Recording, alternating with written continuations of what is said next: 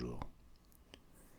Mon sujet aujourd'hui, c'est la révolution russe. J'avais soumis différents thèmes à vos votes et c'est celui-ci qui a remporté le plus de suffrages. Donc comme promis, on va partir un siècle en arrière et même avant pour comprendre comment, pourquoi le régime des tsars en Russie s'est effondré et a laissé la place au premier pays, au premier régime communiste de l'histoire, avec l'URSS. Comme toutes les révolutions, tous les bouleversements sociaux brutaux, la révolution russe est un sujet encore très discuté, un sujet de controverse, parce qu'elle a soulevé beaucoup d'espoir, beaucoup de rejet aussi, et que pendant une grande partie du XXe siècle, l'URSS a été pour certains la principale alternative au modèle capitaliste des pays occidentaux. Et pour comprendre les espoirs qu'elle a soulevés, il faut se rappeler les conditions très dures dans lesquelles vivait le monde ouvrier à la fin du XIXe siècle et au début du XXe, avoir présent à l'esprit tout le développement du mouvement socialiste à partir du XIXe siècle, si bien que quand la révolution russe a eu lieu, pour tous ceux qui, dans le mouvement socialiste, espéraient un bouleversement radical de la société, elle a été perçue comme un immense espoir, un modèle, et cet espoir a été ensuite largement déçu au fil des décennies, quand il est apparu que, économiquement, l'URSS fonctionnait assez mal, mais surtout qu'elle était très éloignée, et même une caricature des objectifs, des idéaux politiques et démocratiques du communisme. Mais pour comprendre cette révolution, avec ses contradictions et ses malentendus, il faut qu'on parle déjà de l'état de la Russie avant 1917. Alors comment se présente la Russie au début du XXe siècle? Politiquement, c'est un régime autocratique, une monarchie absolue, avec des tsars qui ne partagent que très peu le pouvoir politique, et c'est un premier problème que rencontre la Russie. Ce modèle autocratique, il existe en Russie depuis des siècles. Depuis le XVIIe siècle, il est incarné par la dynastie, la famille des Romanov, qui ont donné à la Russie des souverains extrêmement prestigieux, comme Pierre Ier, Pierre le Grand, qui est le fondateur de Saint-Pétersbourg, comme Catherine II au XVIIIe siècle. C'est également un régime qui a eu ses heures de gloire militaires et diplomatiques. C'est en Russie que les armées de Napoléon, au début du XIXe siècle, dans la campagne de Russie, ont été suffisamment affaiblies pour entraîner la chute de Napoléon. Et au XVIIIe et XIXe siècle, la Russie a connu une grande expansion territoriale vers l'ouest, en absorbant une partie de la Pologne, vers le sud, vers la mer Noire, vers l'Asie centrale également, et vers l'est, vers le Pacifique. Si bien que au XIXe siècle et au début du XXe siècle, la Russie apparaît comme une grande puissance en devenir, même si elle a encore des faiblesses et elle connaît des échecs militaires. Un premier notable, dans les années 1850, la Russie était très expansionniste dans la région de la mer Noire, notamment au détriment des Turcs de l'Empire ottoman. Et pour limiter cette expansion et lui mettre une petite correction, une expédition franco-britannique dans la guerre de Crimée est intervenue et a infligé une défaite à la Russie. Mais plus récent et plus humiliant encore, la Russie est entrée en guerre dans les années 1904-1905 contre le Japon en Extrême-Orient, et elle a été battue de façon assez humiliante par les Japonais en 1905. C'est une date importante car cette guerre russo-japonaise de 1905, c'est la première fois qu'un pays non blanc, entre guillemets, vainc une puissance européenne militairement. Et évidemment, ça n'a pas été un épisode très glorieux pour la Russie. D'ailleurs, suite à cette défaite, des émeutes ont éclaté en Russie, et en 1905, il y a quasiment un début de révolution qui va être contrôlée par le régime tsariste, mais qui l'oblige à faire certaines concessions politiques, notamment à créer une assemblée élue, la Douma, qui assez vite va être vidée de son pouvoir et de sa capacité d'influence. Donc la réforme va avorter dans les années suivantes, mais le régime tsariste reste très résistant à toute idée de délégation de pouvoir, de démocratisation de la Russie. Et face à ce régime qui est politiquement immobile, le problème est que la Russie est en train de changer au XIXe et au début du XXe siècle. Elle change avec déjà l'apparition d'une classe moyenne en Russie, une classe moyenne formée de fonctionnaires déjà, puisque l'administration s'est énormément développée. Les fonctionnaires sont relativement plus instruits que la moyenne, capables de savoir qu'il existe d'autres modèles à l'Ouest qui sont beaucoup plus démocratiques et ouverts à la parole du peuple.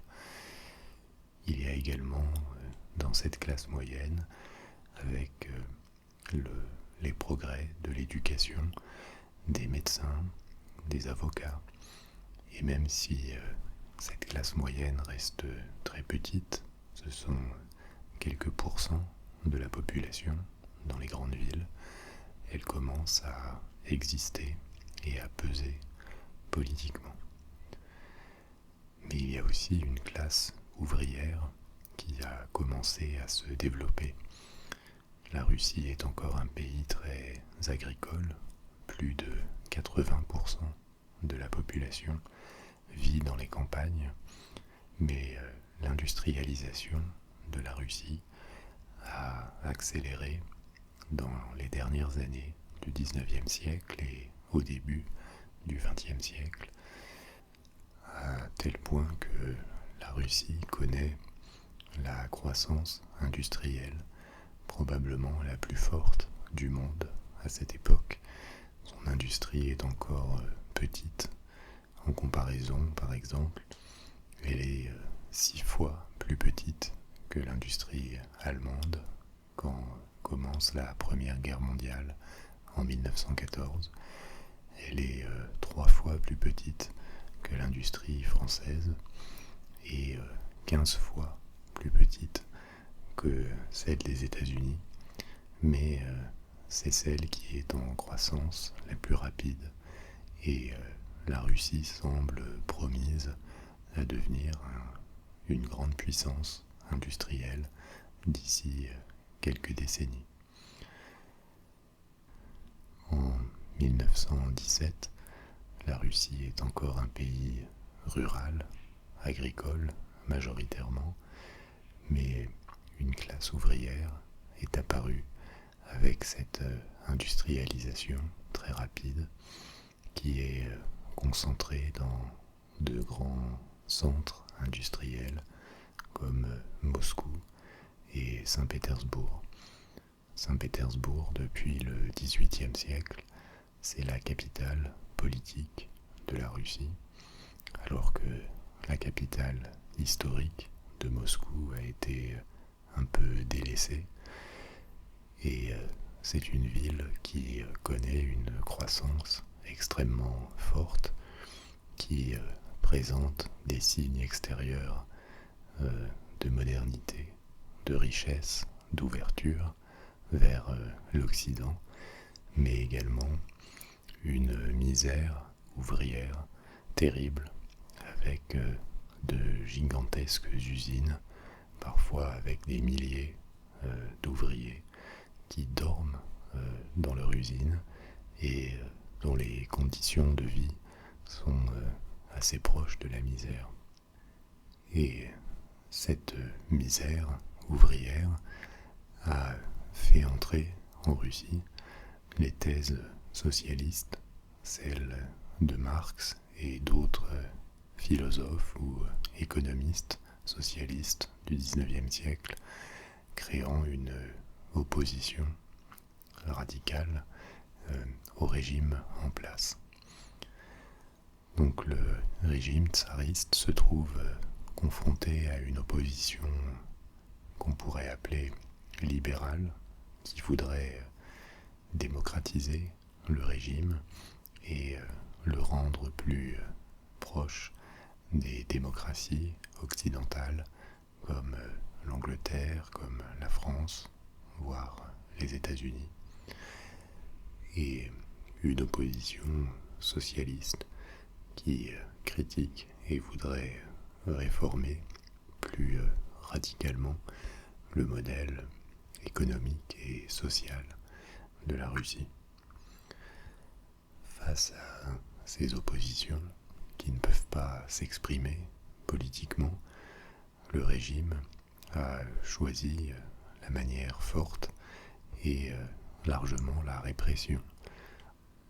Il y a une censure sévère et la police des tsars, qu'on appelle l'Okhrana, un nom qui fait peur à tous les Russes parce qu'elle est dotée de pouvoirs discrétionnaires contre les opposants, lutte contre tous ces groupes obligés de se cacher et qui n'ont pas le droit d'exprimer leur point de vue officiellement. Et d'ailleurs, beaucoup de leaders du mouvement socialiste ont dû s'exiler pour échapper à la police politique, et notamment des leaders comme Trotsky ou Lénine. Lénine, dont on reparlera tout à l'heure, c'est un homme qui est né dans une famille aisée et qui a reçu une très bonne éducation et qui, dès ses jeunes années, s'engage dans l'opposition socialiste, et il va être obligé de s'exiler en Suisse.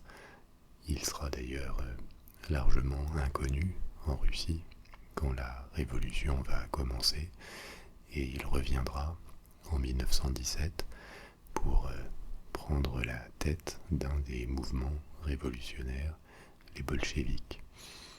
Mais on en reparlera en évoquant les événements de 1917.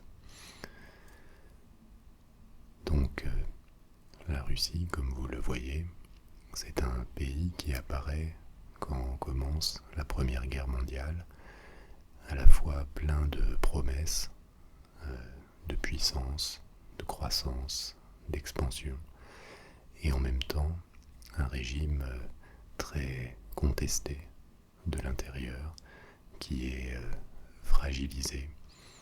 Et cette contestation, on la voit notamment dans la deuxième moitié du XIXe siècle, avec la multiplication des attentats politiques, avec des révoltes, avec des grèves qui se multiplient, même si elles sont réprimées. Et tous ces mécontentements vont se cristalliser en 1917 pour faire chuter le régime tsariste. Mais très souvent, les révolutions sont la rencontre entre un état de tension, d'insatisfaction et des événements qui fragilisent le pouvoir.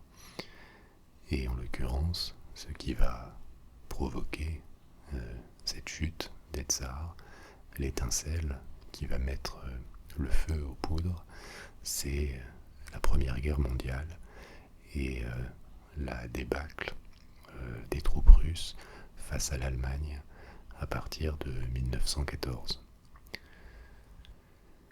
En 1914, quand commence la Première Guerre mondiale, la Russie est alliée avec la France et la Grande-Bretagne contre les empires centraux de l'Allemagne et de l'Autriche-Hongrie notamment.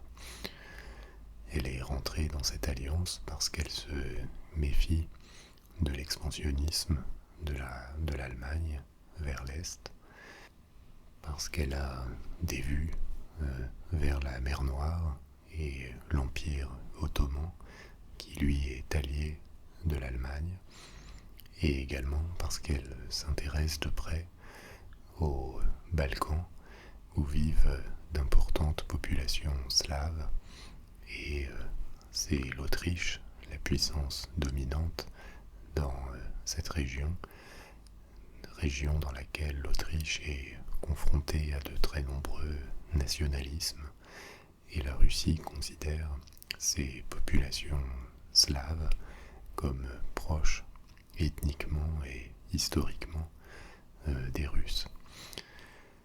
Donc assez logiquement, la Russie a répondu favorablement aux offres d'alliance de la France, et les liens entre les deux pays sont diplomatiques et militaires, mais également économiques, financiers.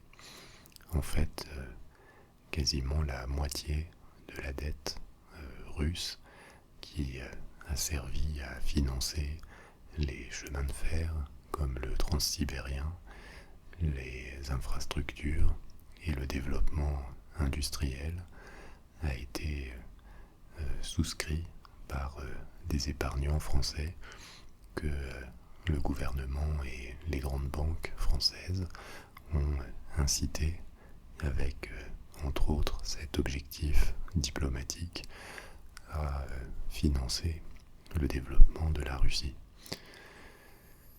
Et donc, quand les combats s'engagent en 1914, très logiquement, la Russie se tourne directement vers l'Allemagne et ordonne la mobilisation et envoie ses troupes vers l'ouest. Au tout début de la guerre, elle remporte quelques succès, mais très vite, c'est la catastrophe. Les troupes allemandes, même si elles sont occupées sur deux fronts, puisque il y a un front principal à l'ouest qui passe surtout par le territoire français, mais les troupes allemandes bousculent les armées russes et font des centaines de milliers de morts et de prisonniers dans les rangs des troupes russes, ce qui affaiblit considérablement la Russie et dans les années 1915-1916 contribue à désorganiser le pays puisque l'état-major est obligé d'ordonner des réquisitions dans les campagnes. Il est incapable, malgré ça, de fournir les équipements nécessaires au combat et à la défense du front.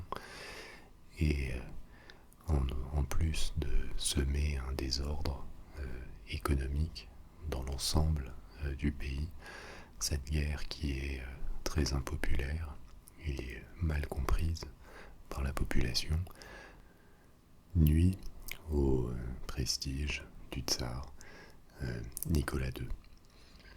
Prestige qui, au-delà de tout ce qu'on a évoqué auparavant, de cette contestation politique, des défaites militaires comme celle de 1905 et maintenant de la Première Guerre mondiale, est également affaibli par la personne même du tsar, physiquement et moralement. Nicolas II est un personnage assez faible ou perçu comme tel. Son héritier, le tsarévitch, est atteint d'hémophilie, ce qui donne aussi une image de faiblesse du régime. Et enfin, la famille impériale qui vit à Saint-Pétersbourg est extrêmement coupée du pays. Elle est entourée d'un petit cercle de conseillers très influents et généralement très réactionnaires qui refusent toute évolution politique, et également de personnages un peu haut en couleur, comme le personnage de Raspoutine, qui est une sorte de moine, prophète, magicien, doté d'un certain charisme, mais qui est aussi probablement un escroc, et qui a réussi, par ce charisme, à s'imposer auprès de la famille royale en prétendant pouvoir soigner le tsarévitch. D'ailleurs, ce personnage de Raspoutine va tellement déranger l'entourage des Romanov qu'il va être assassiné peu de temps avant la Révolution.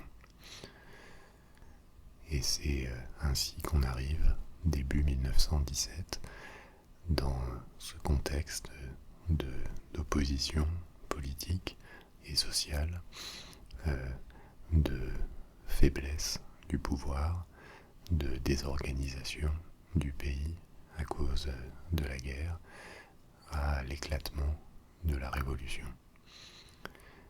Et les choses vont se faire extrêmement rapidement à partir de février 1917.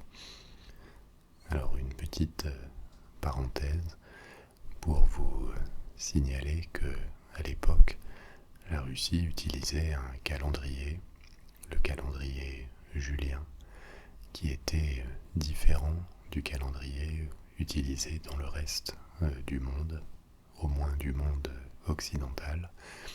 Il y avait 13 jours de différence. Le calendrier julien est 13 jours en retard sur le calendrier grégorien, qui est le nôtre. Et donc, on parle en Russie de la révolution de février 1917, alors que pour nous, elle a eu lieu en mars 1917. Mais donc je vais utiliser les termes du calendrier grégorien, c'est-à-dire le nôtre, pour vous parler des différents événements de 1917. Et dans ce calendrier grégorien, les événements se précipitent à partir de mars, du 8 mars 1917, avec une vague de grèves et de manifestations qui ont lieu notamment à Saint-Pétersbourg. Saint-Pétersbourg d'ailleurs a été renommée. Elle ne s'appelle plus Saint-Pétersbourg depuis 1914, mais Pétrograd, parce que le nom russe de Saint-Pétersbourg, Sankt Petersburg, est d'origine allemande, et comme la Russie était en guerre contre l'Allemagne, elle a russisé ce nom. Grad en russe, c'est la ville, donc Pétrograd, la ville de pierre, est le nouveau nom de Saint-Pétersbourg. Et après la Révolution, cette ville s'appellera Léningrad, avant de redevenir Saint-Pétersbourg depuis une vingtaine d'années. Et donc en mars 1917, les manifestations ouvrières ont lieu à Pétrograd, un peu comme dans cette révolution de 1905 que j'avais évoquée auparavant. Mais autant en 1905, le pouvoir se sentait encore suffisamment fort pour envoyer l'armée et tirer sur les manifestants, autant en 1917, le gouvernement, sachant que le tsar n'est pas présent à Pétrograd, il est en train de superviser les opérations militaires dans l'ouest de la Russie. Le gouvernement n'ose pas envoyer l'armée et il a peur que si il envoie l'armée, elle se retourne contre lui, ce qui vous montre le degré de déliquescence du pouvoir. Et effectivement, cette peur n'était pas injustifiée, puisqu'une partie de la garnison de Saint-Pétersbourg, de Pétrograd, fraternise avec les ouvriers, et l'ensemble formé par les ouvriers, le petit peuple et différents soldats révoltés forment ce qu'on appelle un soviet. Alors qu'est-ce que c'est qu'un soviet? Parce qu'il y a souvent une certaine confusion autour de ce terme. Un soviet en russe, c'est un conseil. Et des soviets sont apparus, des conseils qui se forment spontanément, parce qu'il n'existait pas de parti politique officiel, pas de syndicat non plus. Donc quand les ouvriers révoltés, ou dans les campagnes, en 1917, les paysans s'assemblaient pour discuter, pour débattre de la politique à adopter, pour exprimer leurs revendications, l'assemblée qu'ils formaient était appelée un soviet. Ce terme de soviet a ensuite été récupéré par la révolution communiste, et en URSS on parlait de l'Union des républiques socialistes soviétiques ou de l'Union soviétique, mais c'est une forme d'imposture quelque part, puisque dans l'Union soviétique les soviets n'avaient aucun pouvoir. C'est le parti communiste qui prenait les décisions et qui les faisait avaliser par des soviets pour donner une apparence, un vernis de démocratie participative. Mais concrètement, les soviets n'avaient quasiment aucun pouvoir dans l'Union soviétique. Par contre, en 1917, ils vont jouer un rôle très important, surtout le soviet de Pétrograd, puisque c'est sur eux que les révolutionnaires vont s'appuyer pour finalement emporter le morceau. Mais en revenant à nos événements de mars 1917, ce soviet de Pétrograd qui s'est constitué, constatant que le gouvernement est totalement paralysé, qu'il n'a plus les commandes en main, puisque personne ne lui obéit plus, se met à organiser le ravitaillement et les transports de Saint-Pétersbourg, de Pétrograd, et concrètement s'impose comme le pouvoir réel dans la capitale. Le gouvernement s'en va et va être remplacé par un gouvernement provisoire, et constatant qu'il ne contrôle plus le pays, le 15 mars, c'est-à-dire seulement une semaine après l'explosion de ces manifestations, le tsar Nicolas II décide de renoncer au trône, d'abdiquer pour laisser le trône à son frère.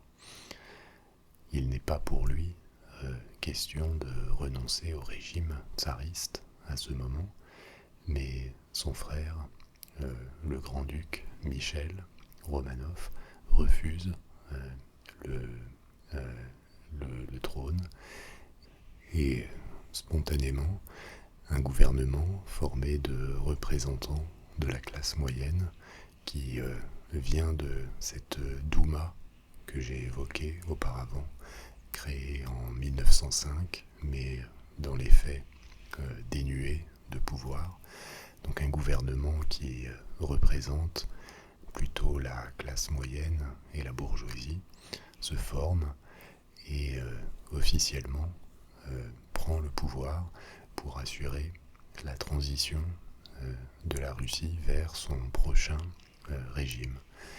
Et ce gouvernement va prendre plusieurs décisions importantes. Il accorde énormément de droits fondamentaux qui faisaient partie des demandes de cette classe moyenne: la liberté de réunion, la liberté de la presse, donc des libertés politiques de base. Il décide de convoquer une assemblée élue qui va déterminer le prochain régime, et également il prend une décision lourde de conséquences qui est de continuer la guerre contre l'Allemagne. Lourde de conséquences parce que la guerre est le principal problème, la grande difficulté du moment. Elle est impopulaire, elle perturbe complètement le fonctionnement du pays, et ce gouvernement décide de la poursuivre uniquement parce qu'il ne veut pas couper les ponts avec les alliés, avec la France, la Grande-Bretagne, et une nouvelle offensive est organisée en 1917. Il faut voir que à ce moment, il y a ce gouvernement qui détient officiellement le pouvoir, mais il y a une certaine confusion, surtout parce que les soviets, les assemblées locales se sont multipliées dans toutes les villes importantes et même dans les campagnes pour gérer les approvisionnements, pour débattre de ce qu'il faut faire politiquement et économiquement et socialement. Et ces soviets représentent un pouvoir effectif très important qui n'est pas contrôlé par le gouvernement. Donc la situation n'est pas du tout stabilisée, et le désordre va encore empirer après le désastre de cette offensive de 1917 qui est un énorme échec. Les soldats commencent à déserter et se répandent dans les campagnes en vivant sur les ressources locales, ce qui accroît encore plus le chaos dans lequel la Russie s'enfonce. Dans les campagnes, les paysans qui ont été parfois affamés par les réquisitions s'emparent des terres et ne respectent plus l'ancien ordre tsariste. Dans l'administration, les représentants du tsar ont été forcés de s'enfuir, parfois ont été saisis et exécutés par la population. Et donc au fil des mois, le pouvoir réel du gouvernement apparaît de plus en plus fragile. Maintenant, à l'intérieur des soviets, il y avait aussi plusieurs courants politiques qui s'affrontaient, tous venant plutôt du socialisme, mais avec des visions très différentes de ce qu'il fallait faire, de quel devait être le futur régime politique, mais aussi social, dans la Russie qui sortirait de cette révolution.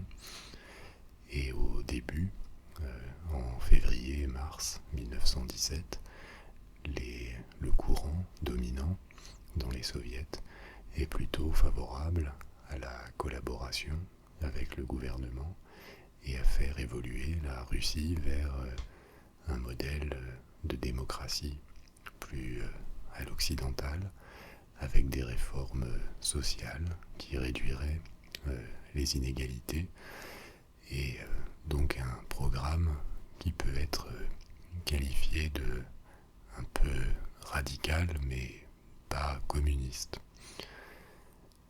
Parmi ces courants, il y en a un qui était minoritaire au départ et c'est d'ailleurs le sens de son nom en russe, les bolcheviks. Les bolcheviks, ce sont les minoritaires qui, eux, prônent une politique beaucoup plus vigoureuse de nationalisation et d'évolution vers un régime de type communiste, c'est-à-dire d'abolition de la propriété privée des moyens de production. Donc avec l'idée de mettre en place vigoureusement une société qui correspondrait aux visions que Marx avait élaborées. Minoritaires au départ, mais les bolcheviks, au fil des mois, en 1917, gagnent du terrain dans les soviets. Ils constituent un parti où les adhérents affluent. Au départ, il y avait essentiellement des intellectuels, dont Trotsky et Lénine, mais peu à peu, ils sont rejoints par de très nombreux membres des soviets d'origine plus populaire. Ils créent, fondent une milice et leur popularité est alimentée par l'état de désorganisation économique. Les entreprises ne tournent plus, d'une part parce qu'elles ne reçoivent plus de matières premières, mais aussi parce que pour faire pression sur les ouvriers, certains patrons les privent de ressources, de salaires, et la réaction d'un nombre croissant de membres des soviets est de penser qu'il faudrait peut-être saisir les entreprises et en assurer la gestion pour assurer l'avenir de cette révolution et donc évoluer vers un modèle beaucoup plus proche de celui prôné par les bolcheviks. Et ce sont eux qui, dans une deuxième révolution, en octobre 1917, face à un gouvernement qui n'arrive pas à réellement contrôler le pays et à arrêter la guerre, qui vont triompher et s'emparer du pouvoir. Ils vont le faire avec un coup d'État pour lequel ils vont s'appuyer sur ce soviet de Pétrograd, où ils arrivent maintenant à avoir une majorité. Et donc en octobre 1917, un beau matin, un coup d'État a lieu à Pétrograd, organisé par Trotsky et Lénine. Les membres du soviet s'emparent des points stratégiques de la ville. Ils s'emparent également du palais d'hiver, l'ancienne résidence des tsars, où était installé le gouvernement. Ils sont soutenus par une partie de la garnison de Pétrograd, et notamment c'est un épisode qui sera ensuite repris dans le folklore de l'Union soviétique par des marins dans la base navale qui est à côté de Pétrograd, à Kronstadt, des marins qui envoient un croiseur, le croiseur Aurore, soutenir cette insurrection, ce coup d'État à Pétrograd. Ils vont réussir de façon assez peu violente d'ailleurs. Il y a peu d'opposition qui est rencontrée, très peu de morts. Ils arrivent à s'emparer du pouvoir dans la capitale, et évidemment au départ cette prise de pouvoir reste locale, mais au fil du temps, dans les mois et les années suivantes, ils parviendront à contrôler le territoire russe et à installer ce nouveau régime, au prix d'une guerre civile qui va durer de 1917 à 1921, qui va opposer l'armée rouge des bolcheviks et du nouveau régime à la résistance des Russes, qu'on a appelés les Russes blancs, favorables à une restauration du tsar, ou en tout cas un autre type de régime, Russes blancs soutenus par beaucoup de puissances occidentales. Mais cette guerre civile très meurtrière, non seulement à cause des combats, mais surtout des famines et des maladies qui vont se répandre en Russie, va faire des millions de morts jusqu'à ce que le régime, en 1921, puisse être véritablement considéré comme contrôlant la nouvelle URSS. Je vais m'arrêter ici pour cette fois.